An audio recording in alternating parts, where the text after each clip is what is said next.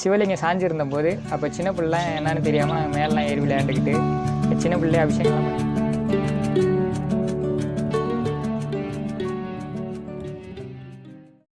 அனைவருக்கும் வணக்கம். நாம் இப்போ எங்கே போயிட்டு இருக்கோம்னா, தெற்காசியாவையே ஆட்சி செய்த மாமன்னன் ராஜராஜ சோழனுடைய சமாதிக்கு தான் இப்போ போய்கிட்டு இருக்கோம். இந்த இடம் எங்க இருக்குன்னா, கும்பகோணத்திலிருந்து சரியாக 8 கிலோமீட்டர் தொலைவில் உடையாளூர் என்ற கிராமத்தில் அமைந்திருக்கு.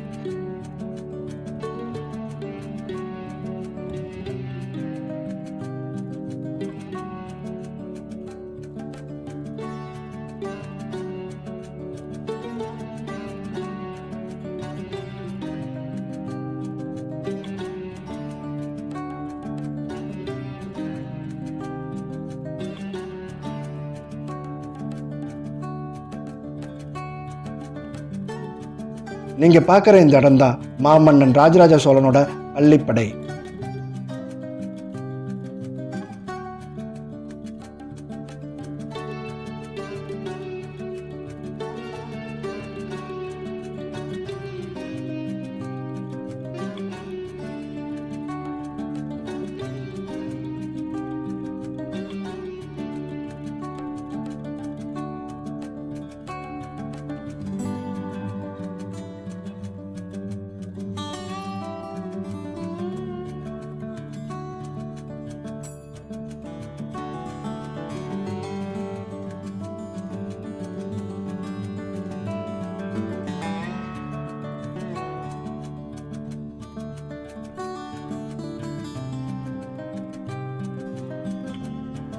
இந்த இடத்தை பராமரிப்பு செய்து வரும் திரு சம்பத்குமார் அவர்களிடம் இந்த இடத்தோட வரலாறை கேட்டு தெரிஞ்சுக்கலாம். அண்ணா, உங்கள் பேரை சொல்லுங்கள், இந்த இடத்தோட வரலாறு கொஞ்சம் சொல்லுங்கள். வணக்கம், என் பேர் சம்பத்குமார். தாத்தா பேர் பக்கிசாமி, அப்பா பேர் ஜெயராம். ஃபஸ்ட்டு தாத்தா பார்த்துருந்தாங்க, தாத்தா இறந்துட்டாங்க. பாப்பாவும் நாங்கள்லாம் பூஜை பண்ணிகிட்ருக்கோம். இந்த சிவலிங்கம் எப்படின்னு பார்த்தீங்கன்னா, முன்னாடி நாங்கள் விவசாய தோட்டமாக இது பண்ணிக்கிட்டு இருந்தோம். விவசாய தோட்டமாக இது பண்ணிக்கிட்டு இருக்கும்போது இந்த சிவலிங்கம் சாஞ்சிருந்தது. நீங்கள் எல்லோரும் யூடியூப்லாம் பார்த்துக்கலாம், ஃபேஸ்புக் எல்லாமே பார்த்துருக்கலாம், ஆன்லைன் மூலியம். சிவலிங்கம் சாஞ்சிருந்த போது அப்போ சின்ன பிள்ளைலாம் என்னன்னு தெரியாமல் நாங்கள் மேலாம் ஏறி விளையாண்டுக்கிட்டு சின்ன பிள்ளை அபிஷேகம்லாம் பண்ணிக்கிட்டு மாடெல்லாம் கட்டிக்கிட்டு இருந்தோம். அப்போ அந்த சிவலிங்கம் என்ன ஏதோ எல்லக்கல் மாரி இருக்குது அப்படின்னு சொல்லிட்டு நாங்கள் மேலே ஏறி விளையாண்டுட்டு இருந்தபோது அப்போ என்ன பண்ணாங்க, எங்கள் மாமா பியூன்லாம் வேலை பார்த்துட்டு இருந்தாங்க, ராமன் சேதுராமையர்னு. அவங்க என்ன பண்ணாங்க, இந்த தென்னை மரத்துக்கிட்ட வெள்ளையருக்கு இருந்தது. அந்த வெள்ளையருக்கு எடுக்க வரும்போது இது என்ன ஆதி காலத்து சிவலிங்கம் மாரி இருக்குது, பிரதிஷ்டை இல்லாமல் ஆவுடை இல்லாமல், இதை உடனே ஆய்வு பண்ணி ஆகணும் அப்படின்னு சொல்லிட்டு குடவாயில் பாலசுப்ரமணியன் தொல்லியல் துறை ஆய்வாளர், ஆர்காலஜி டிபார்ட்மெண்ட், அவங்கள அழைச்சிட்டு வந்து உடனே ஆய்வு பண்ணாங்க. ஆய்வு பண்ணி பார்க்கும்போது தோண்டி பார்த்தாங்க. கிட்டத்தட்ட ஒரு 8 அடி 10 அடி வரைக்கும் தோண்டினாங்க. தோண்டி பார்க்கும்போது ஆதி காலத்து அகலிகள்லாம் எடுத்து போய் லேபுக்கு போய் செக் பண்ணாங்க. செக் பண்ணி பார்க்கும்போது இது ஆதி காலத்து அகலிகளாக இருக்குது, இது ஆய்வு பண்ணும் உடனே அப்படின்னு சொல்லிட்டு என்ன பண்ணேன், நம்ம பழையாறை கோயில் வந்து தலைநகரமாக விளங்கியிருக்கு. இவரோட அக்கா வந்து குந்தவை. அதுக்கப்புறம் பார்த்திங்கன்னா ஊர் பேர்கள்லாம் பார்த்திங்கன்னா ஆரியப்படையூர், பாம்பப்படையூர், சோழன் மாளிகை, புதுப்படையூர் இப்படின்னு இருந்திருக்கு. அதுக்கப்புறம் பார்த்திங்கன்னா அவரோட மனைவி சிலை பஞ்சவன் மாதேவி கோயில் வந்து அங்கே இருக்குது. உங்கள் மனைவி சிலை அங்கே இருக்குது, பஞ்சவன் மாதேவி கோயில்ன்ட்டு பட்டீஸ்வரத்தில். அதுக்கப்புறம் சரி இவ்வளோ ஆய்வு இருக்குது, இன்னும் கொஞ்சம் ஆய்வு பண்ணணும் அப்படின்னு சொல்லிட்டு என்ன பண்ணாங்க, நாங்கள் இந்த ஊருக்கு நாட்டாமல் தான் இருந்துகிட்டு இருக்கோம். நாட்டாமல் எங்கள் முன்னோர்கள் என்ன பண்ணாங்க, இந்த ஓரத்தில் தூக்கி போட்டு விவசாயம் பண்ணுன்னு சொல்லிட்டு விவசாயம் பண்ணாங்க. விவசாயம் பண்ணும்போது 2 கருங்கல் தூண்களில் ஓரத்தில் தூக்கி போடும்போது அந்த தூண்களில் காம்பவுண்ட் செவரு எழுப்புன்னு சொல்லி எங்கள் ஊர் பால்குளத்தி அம்மன் கோயிலில் அந்த தூண்கள் இருந்து ஒரு தூண் பார்த்திங்கன்னா எம்டியாக இருக்கும், இன்னொரு தூண் ரவுண்ட் ஷேப்பில் கல்வெட்டு இருந்தது. இந்த கல்வெட்டின் தஞ்சாவூர் பெரிய கோயில் கல்வெட்டையும் ஒப்பிட்டு பார்த்தா ஆதி காலத்து முல்லை கிரந்தை, அது தமிழில் பெருக்கி பார்த்தா ராஜராஜ சோழன் பள்ளிப்படை கோயில்னு சொல்லுவாங்க. அதிலேருந்து கீத்துக்கோட்டையில் வச்சு தாத்தாக்கள் பூஜை பண்ணியிருந்தாங்க. தாத்தா இறந்து ஒரு 5 வருஷம் 6 வருஷம் ஆகுது, 5-6 வருஷம் ஆகுது. அதுலேருந்து கொஞ்சம் டெவலப் ஆகி நம்ம தமிழர்கள் மலேசியாவிலேருந்து இதெல்லாம் பண்ணி கொடுத்தாங்க.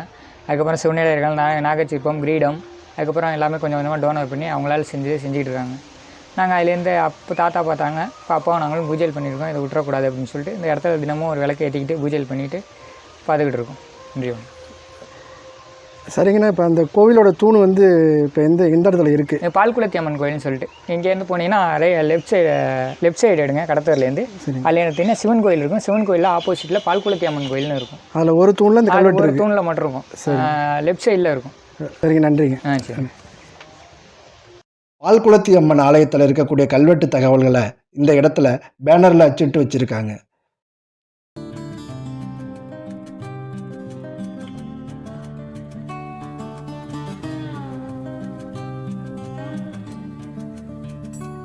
மீண்டும் ஒரு முறை இந்த பள்ளிப்படையை வணங்கிவிட்டு பால்குளத்தி அம்மன் ஆலயத்துக்கு நாம் போகலாம். இந்த குளத்தோட பேர் தான் பால்குளம். இந்த குளத்தோட மறுக்கரையில் தான் இந்த பால்குளத்தி அம்மன் ஆலயம் இருக்குது. நீங்கள் பார்த்துட்டு இருக்கிற இந்த ஆலயம் தான் பால்குளத்தி அம்மன் ஆலயம்.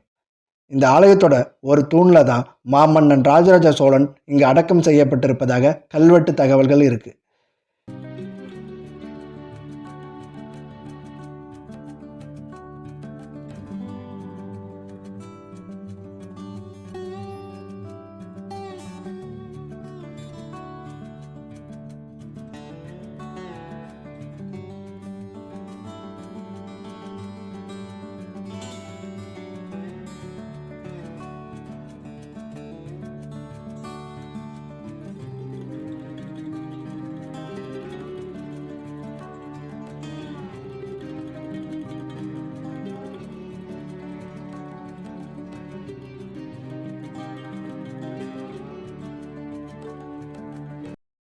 இந்த கல்வெட்டு தகவல்களை தான் நீங்கள் இப்போ பார்த்துட்டு இருக்கீங்க.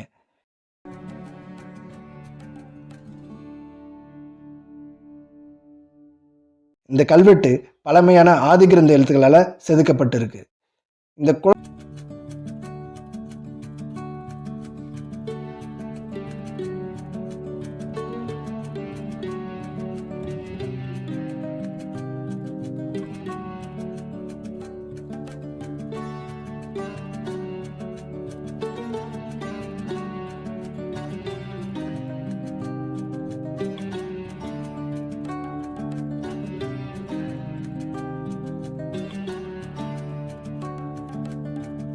இந்த குளத்திலிருந்து இந்த ஆலயத்தை பார்க்கும்போது ஒரு ரம்மியமான காட்சி அளிக்குது இந்த பால்குளத்தி அம்மன் ஆலயம்.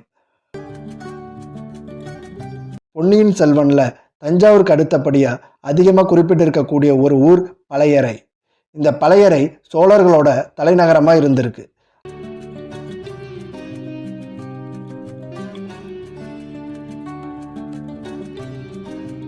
அது மட்டும் இல்லாமல் மாமன்னன் ராஜராஜ சோழனோட அக்கா குந்தவை இந்த ஊரில் தான் வாழ்ந்து வந்திருக்காங்க.